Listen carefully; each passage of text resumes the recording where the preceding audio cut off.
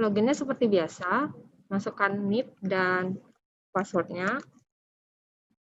Ketika login, apabila pelamar tersebut lulus, akan tampil pesan bahwa dia lulus seleksi kompetensi bidang dan pilihan apakah dia ingin melanjutkan pengisian DRH atau ingin mengundurkan diri. Jadi kalau dia ingin mengisi DRH, maka dia tinggal klik saja tombol pengisian daftar riwayat hidup. Atau kalau dia ingin mengundurkan diri, dia akan mengunggah surat pengunduran dirinya yang akan masuk ke sistem SSCN. Di sini saya akan menjelaskan dari peserta yang ingin melanjutkan pengisian daftar riwayat hidup. Peserta diminta untuk mengunggah kembali pas fotonya karena ada kemungkinan pas foto sebelumnya itu ada yang background-nya merah, ada yang biru, ada yang fotonya kurang bagus gitu, tapi masih tetap diluluskan. Nah, di sini dia harus mengunggah pas foto berlatar belakang merah dengan pakaian formal. Coba. Oke, di sini ternyata contohnya latarnya putih ya, tapi kita anggap aja ini merah. Dan seharusnya nggak seperti ini sih posenya. Tapi kita anggap saja ini pas foto yang benarnya ya. Di sini ada biodata-biodata yang sudah diisikan saat mengisi pendaftaran kemarin. Tapi ada beberapa data yang masih bisa diubah seperti nama. Nah, di nama ini inilah yang akan digunakan untuk penetapan NIP nanti. Karena pada saat pendaftaran masih ada aja pelamar yang salah mengisikan nama, diminta nama sesuai ijazah tanpa gelar, malah yang diisi adalah gelarnya. Jadi semoga kali ini tidak ada lagi kesalahan-kesalahan seperti itu. Yang bisa diubah itu nama, gelar depan dan gelar belakang, tempat lahir ijazah, agama, status perkawinan, email, nomor telepon, dan nomor ponsel. Kemudian di sini juga peserta diminta untuk mengisikan alamatnya, seperti kecamatan.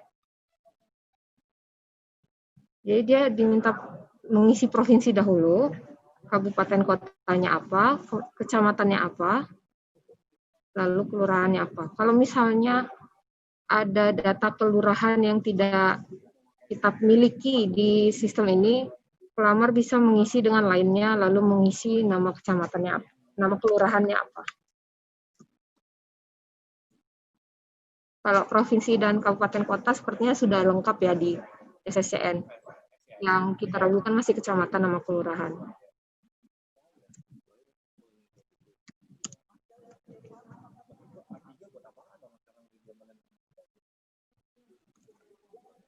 Standing banner di kantek-kantek aja.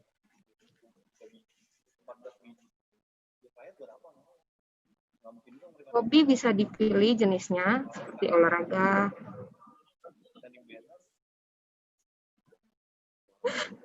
Keterangan hobinya.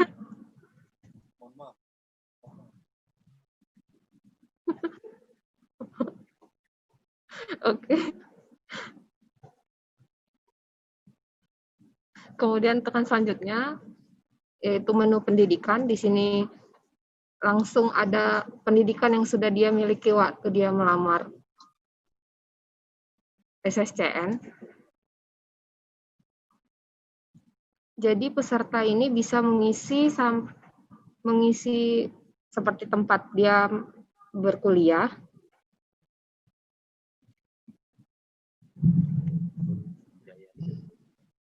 nama rektornya,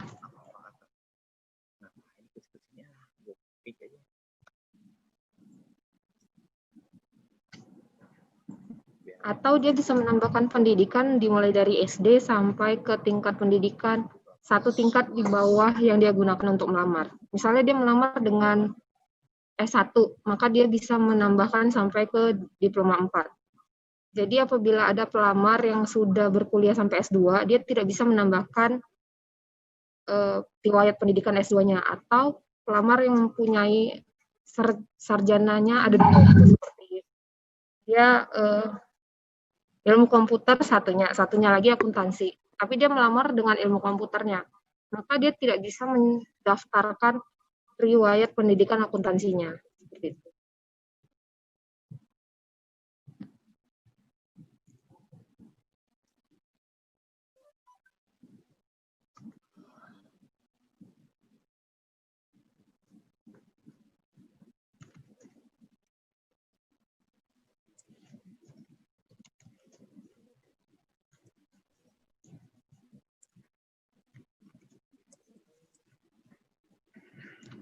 Ada juga riwayat kursus apabila peserta tersebut pernah mengikuti kursus. Di sini ada pilihan instansi apabila kursusnya itu diselenggarakan oleh instansi pemerintah. Tapi kalau misalnya kursusnya tidak diselenggarakan oleh instansi pemerintah, ini bisa dikosongkan saja atau tidak dipilih. Selanjutnya masuk ke menu pekerjaan. Di sini ada riwayat pekerjaan, riwayat penghargaan, dan riwayat prestasi. Ini juga ada pilihan instansi pemerintah bila dia pernah bekerja di instansi pemerintahan. Tapi kalau misalnya dia bekerja di perusahaan swasta, tidak perlu diisi instansi pemerintahnya. Tinggal diisi aja nama instansi atau perusahaannya. Ada riwayat penghargaan dan juga riwayat prestasi. Selanjutnya masuk ke menu keluarga. Di sini peserta bisa menambahkan keluarganya. Apabila keluarganya itu adalah pegawai negeri sipil atau pensiunan pegawai negeri sipil, bisa dimasukkan NIP-nya dan namanya, kemudian tekan cari PNS.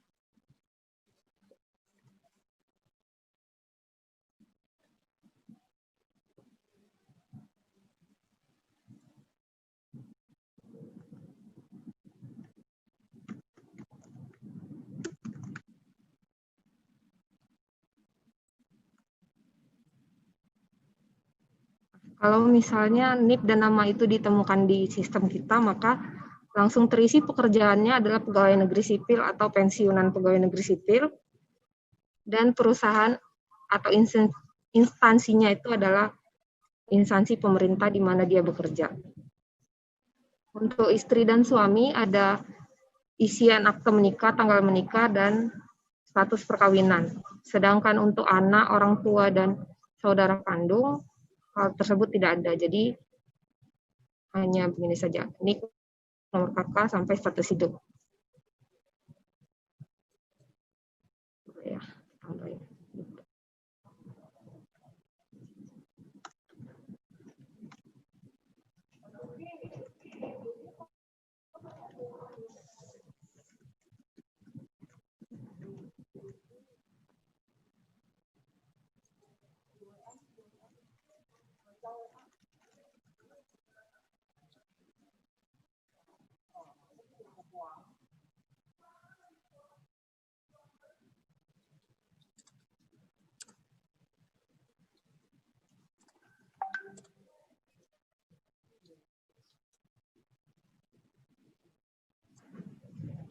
Kemudian masuk ke riwayat organisasi. Tampilannya seperti ini, nama organisasi, jenis organisasinya apa, jabatan si CPNS saat berada di organisasi tersebut, dan lain-lain. Lalu ada keterangan lain-lain seperti nomor SKCK, ini wajib diisi ya, karena ini adalah salah satu syarat untuk pemberkasan CPNS nantinya.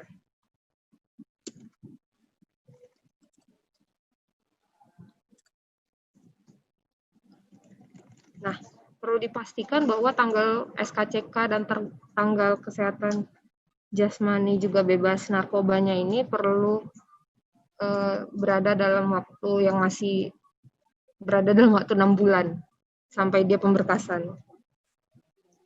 Jadi kalau misalnya dia mengisinya sudah lewat dari 6 bulan, nanti pemberkasannya tidak akan bisa diproses di sistem kita ya.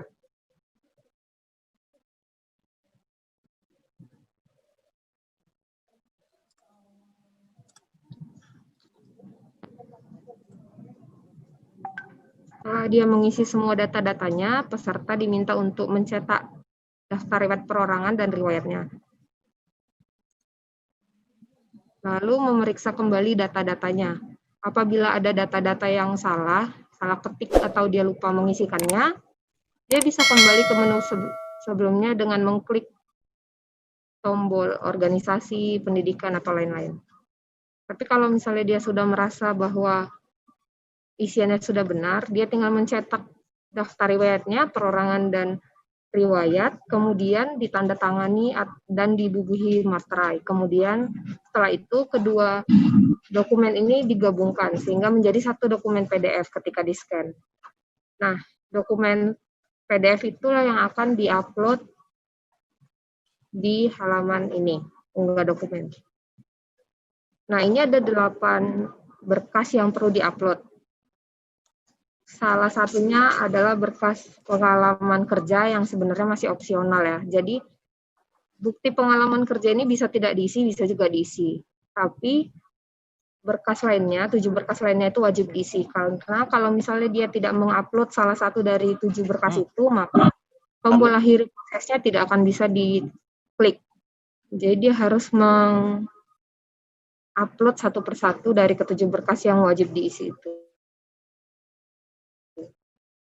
Ijazah yaitu ijazah pendidikan asli ya, bukan legalisir. Transkripnya juga adalah transkrip nilai yang asli.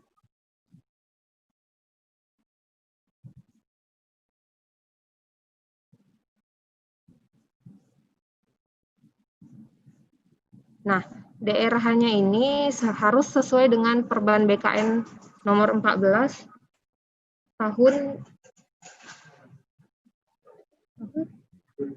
tahun 2019. Jadi harus ada materai dan tanda tangannya.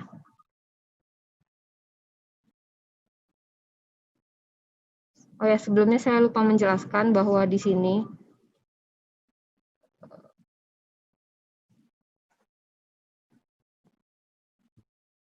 ada isian yang harus ditulis tangan dengan tinta warna hitam dan huruf kapital ya, seperti nama, kabupaten, dan tanggal lahirnya. Kabupaten tempat lahirnya dan tanggal lahirnya. Itu harus ditulis tangan.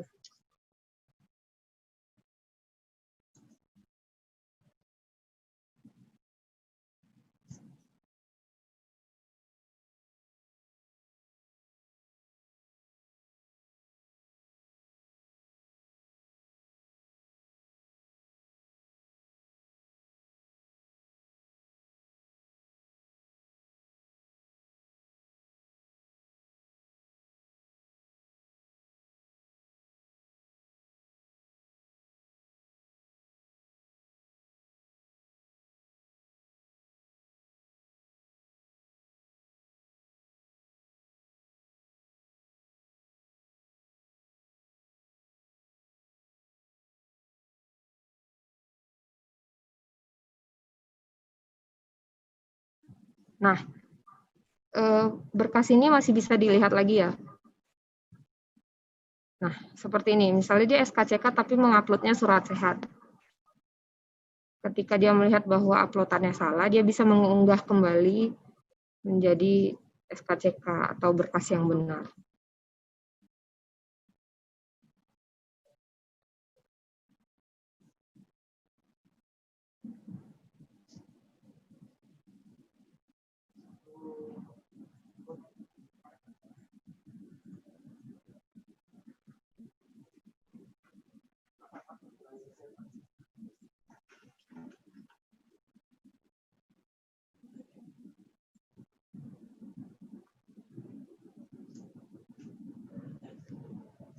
Misalnya dia tidak punya bukti pengalaman kerja, jadi kita tidak unggah bukti pengalaman kerjanya.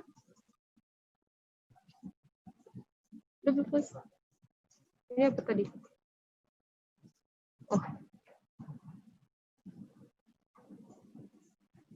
Kita coba akhiri proses pengisian DRH ya.